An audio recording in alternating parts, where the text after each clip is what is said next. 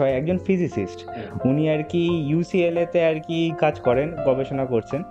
তো ওনার একটা অদ্ভুত অবজারভেশন এবং একটা জিনিস শেয়ার করলেন রিসেন্টলি আর কি ইনস্টাগ্রামে, আমি ওনার নাম বলছি না, কিন্তু উনি বলছেন যে এই যে ফিজিসিস্টদেরকে, তাদের ইচ্ছা করেই সায়েন্স স্ট্রিম থেকে যারা আসছে, এইরকম ফিজিসিস্ট ক্রিমি লেয়ার যারা একেবারে চিন্তা ভাবনা করছে, নতুন জিনিস বানানোর চেষ্টা করছে, তাদেরকে একাডেমিয়াতে থাকতে দেওয়া হয় না।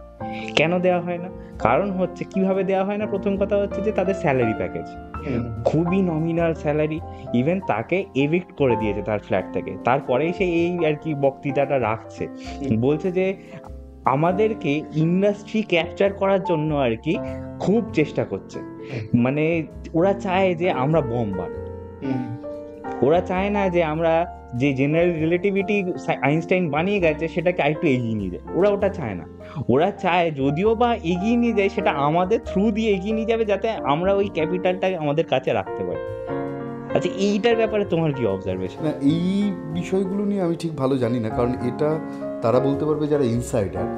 ফলত এইটা নিয়ে আমার তেমন কোনো আইডিয়া নেই। কিন্তু এটা তো ঠিকই, সবসময় নলেজকে ক্যাপিটাল এবং পলিটিক্স, ক্যাপিটাল এবং পাওয়ার নলেজকে সবসময় তার প্রয়োজন অনুযায়ী ব্যবহার করে। এটা আমাদের আধুনিক সভ্যতায় সবসময়ই হয়ে এসেছে।